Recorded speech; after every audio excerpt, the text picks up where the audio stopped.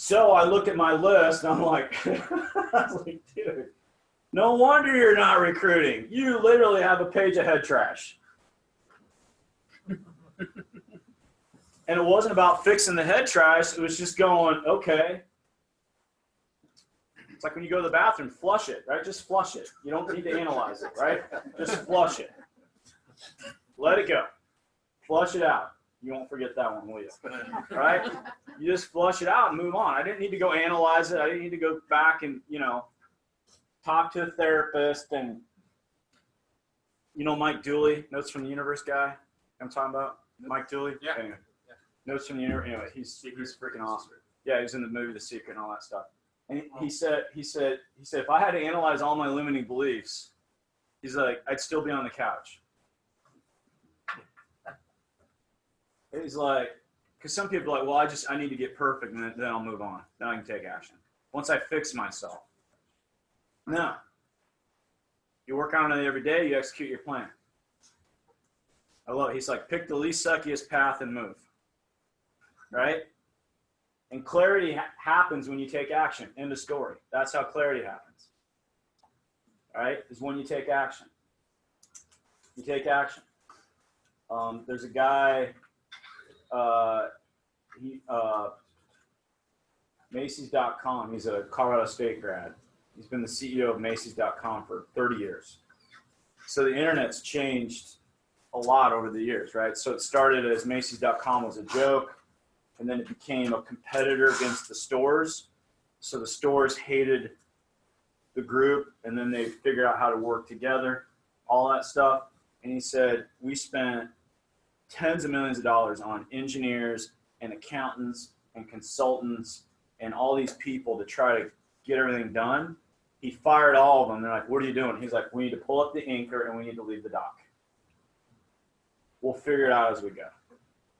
We'll course correct. So some of you guys need to pull up the damn anchor and move. Quit trying to figure it out. And you'll get clarity as you move, right? And then you sit down, you work with your head trash a little bit, flush it, right? And then I said, what do I want? I want a big team. I want to add, and I was about 8 to 10 directs, licensed people at this point, right? I'm like, to hit $1 million without having a deep organization, it's about 36 directs. Pretty cool telling, right? 4 to 5 directs is 100K. 8 to 10 is $250,000. Unless you have a really, really deep organization, then that changes the game, right? Because Eric Jensen makes about 1.4 million. He's like 4 wide, basically, 4 or 5 wide.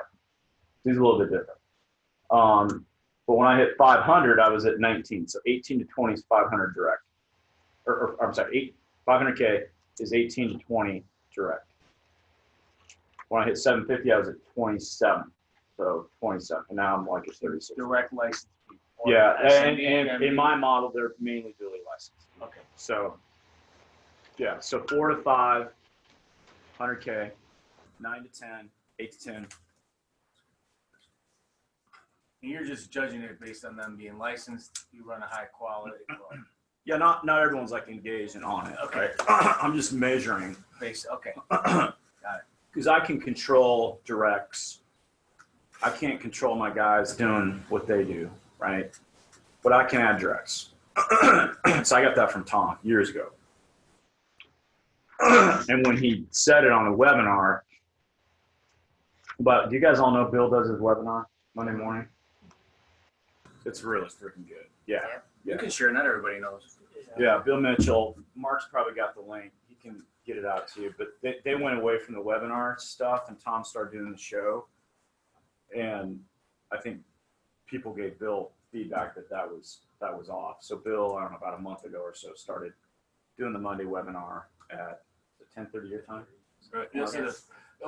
There's a bunch of SMDs that get on already, so we'll pass out the link. Yeah, I mean it's just solid basics. I mean I love it anyway. But I was on Tom's webinar and he said, hey, 18 to 20 is 500K. Well, we hit 19 directs and we hit the 500K.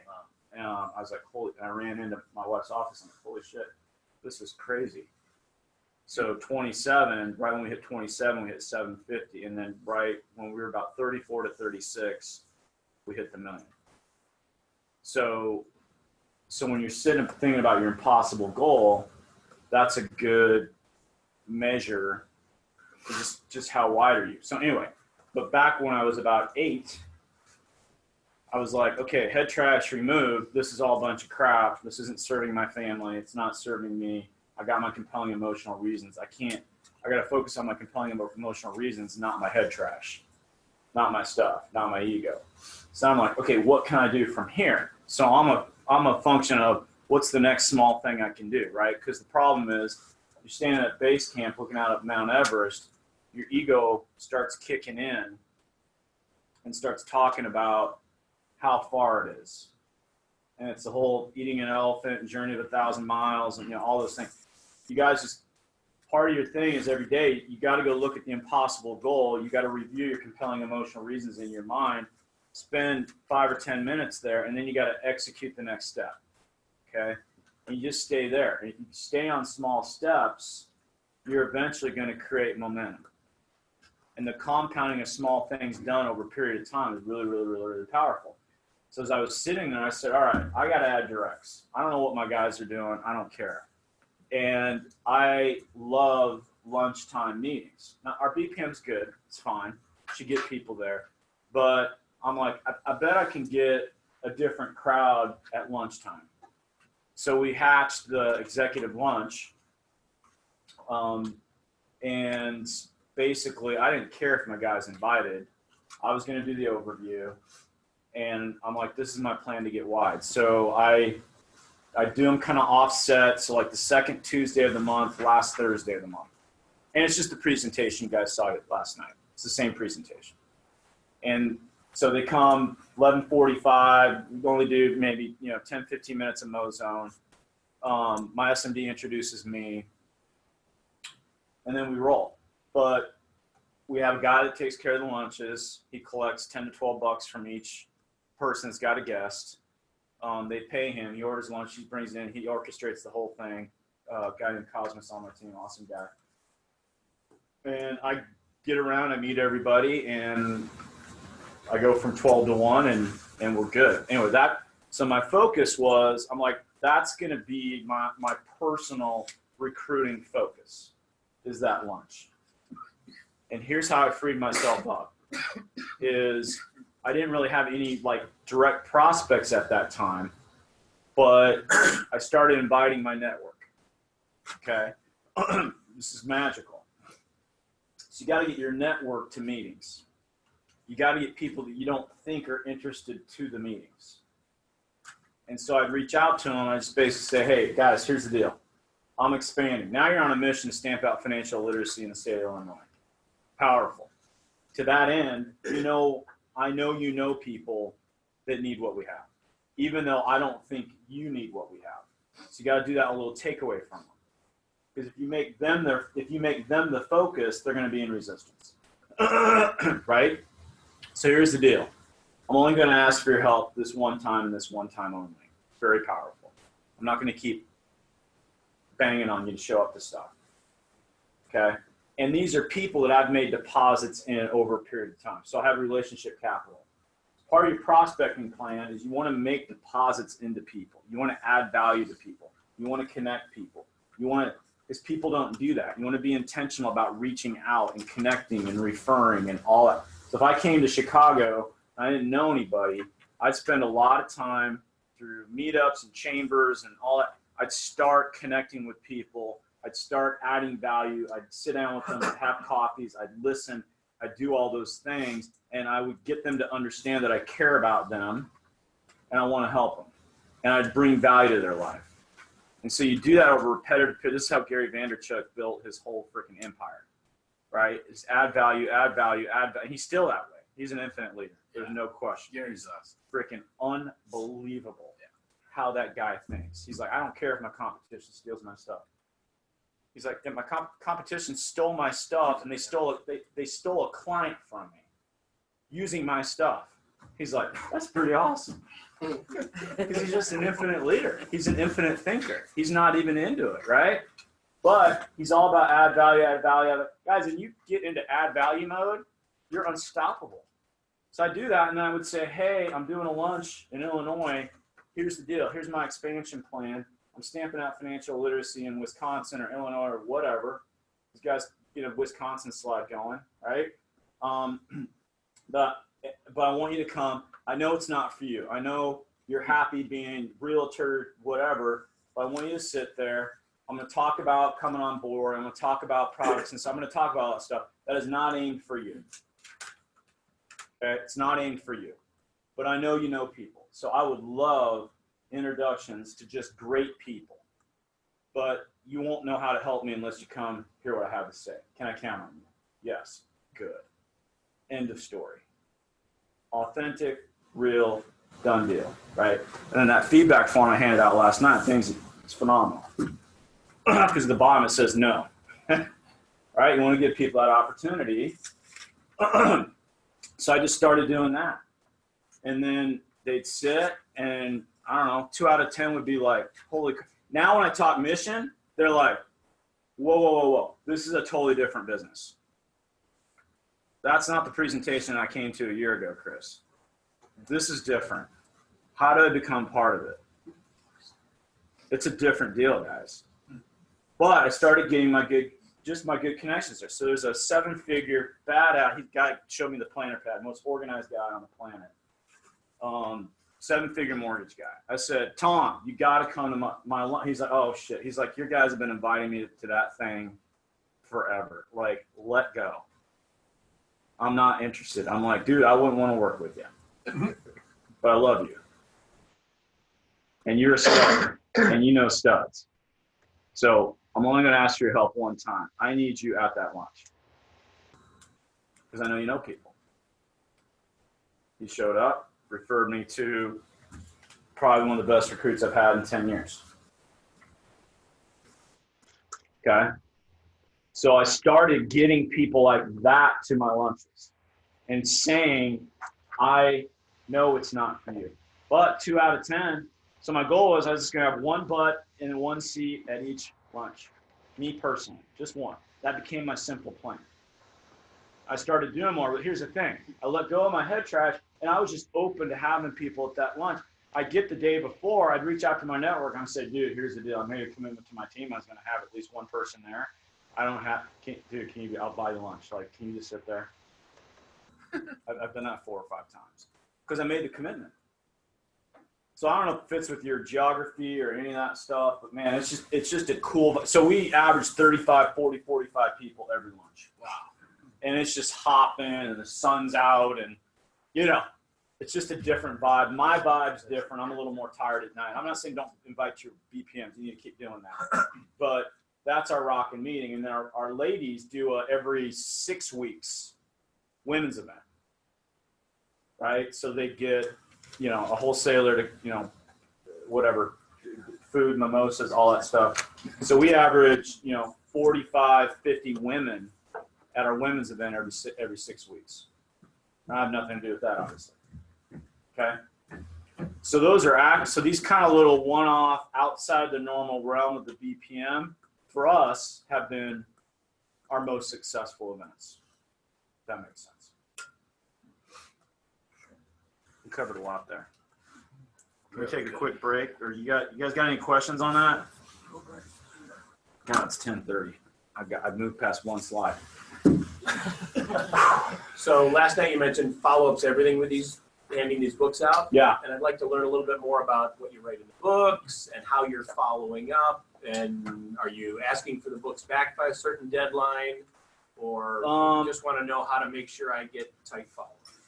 Yeah, let me, so one of my so I won't have time to get into sales training and all that stuff with sales training. But the best sales training podcast on the planet is something called Selling the Sandler Way, Sandler. So Sandler is if you opt into Sandler, you're paying him about $30,000 to get coached.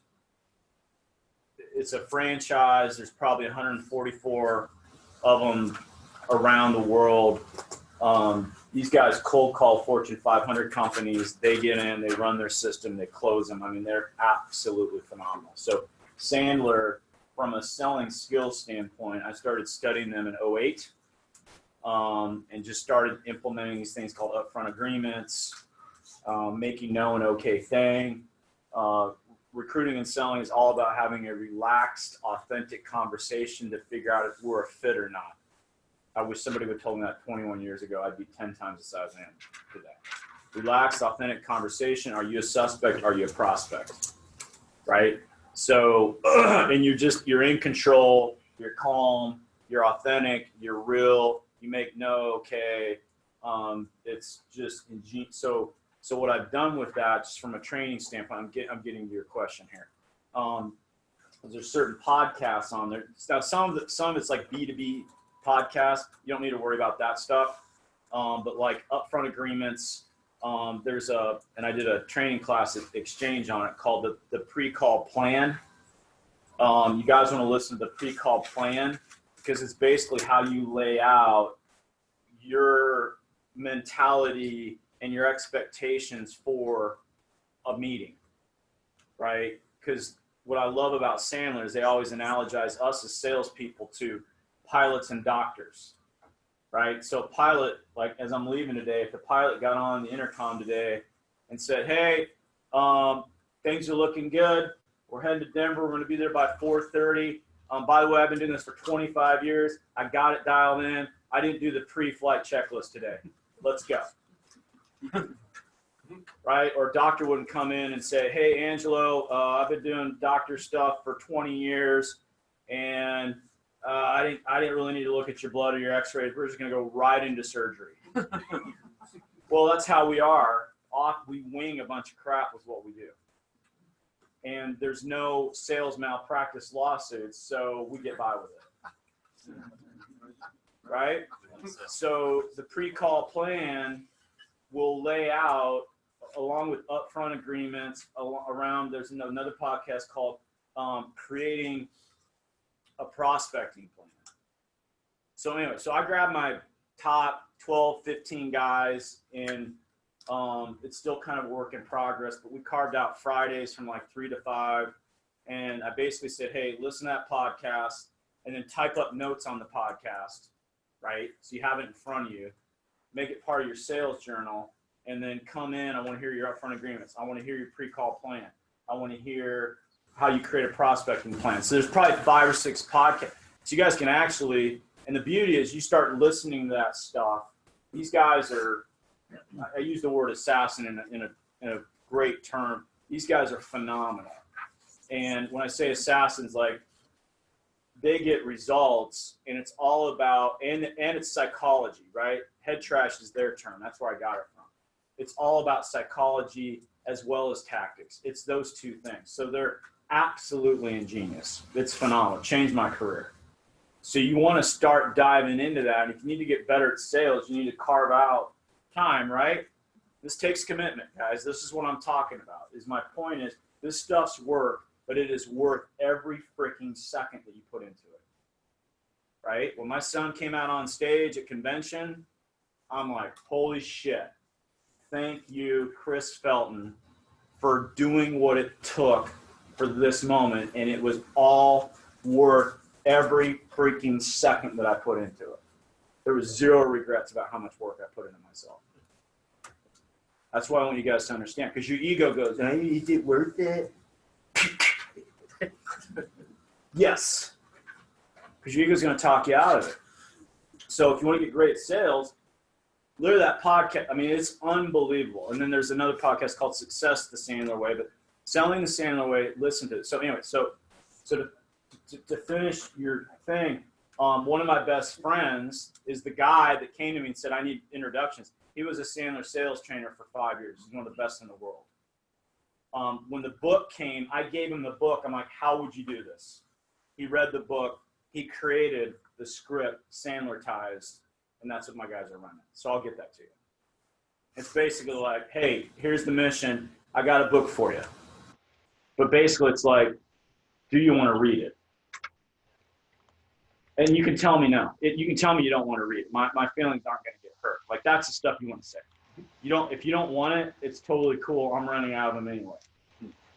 Right? So, okay. So when do you think, I mean, legitimately, when do you think you can actually get it done? Okay, would you mind if we put a calendar, something in the calendar, because I want to get feedback from you. Okay. I don't know if you guys do conference calls. You guys do conference calls amongst you guys? All that, yeah. Yeah. Zoom, So you want works. to get Steve Miller on a call. Steve's sending out 25 a day. He just crossed 500. He's been at 250 to 300, even back when I crossed it. He's all over it. He's sending out 25 a day, person. He's got his wife. So he's really getting the follow-up out. But get him on a call, right? So he'll tell you what to write in the book. But when he follows up with people, he's like, hey, what character do you identify with the most? So when he's given a book, he's like, I want to hand this to you because I want you to identify.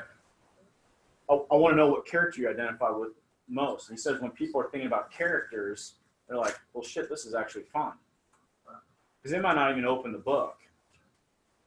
So just send me a text and say, Chris, send me the how money works. I'll send it to you right just do it right now. Yep. And I can do it from the airport. I was going to do that. I didn't get to it. But it's a pretty good script. So you're not just handing out books and handing somebody $3 and then you're never seeing them again. There's going to be some of that going on. So that's pretty solid. But I get Steve on a call. I did a conference call with him a couple weeks ago. He crushed it. So that'll be helpful. And then I think you guys sharing wins and talking about what it's doing and pretty powerful. I want to talk to you left brainers for a minute. Left brainers. Okay, you got left brainers. Your logical people. Okay, your everything is a statistic and a checklist for you. Okay, and right now some of you might be going crazy because you keep waiting for 5 bullet things to do, and he's not giving it to you, and you're like, but when is he going to get to that part? Now, let me tell you something, and I tell you this with love. Okay, I'm that person. Okay. The head trash, if you don't fix that, the other 5 steps don't even matter. So now I just want you to understand, because you could, I already know a couple you're going to say. Man, he was awesome, but I was just waiting for him to tell us his process. Like when is he going to go over the sales training stuff? Because if I had that, then I'm going to kick ass after this meeting. But it's the repetitious loser thoughts in our minds that is really why you're not winning. Because we've already given you the steps like 100 different times, so many different ways. But that night, your head trash was on, and you weren't even listening. And the reason, by the way, I am saying all this because this is exactly what goes through my brain. I'm just sharing with you what's going through my mind, and I say to myself, this dude is at another level of thinking.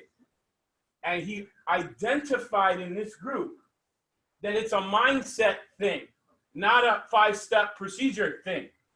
So last night he spends the entire night talking about it.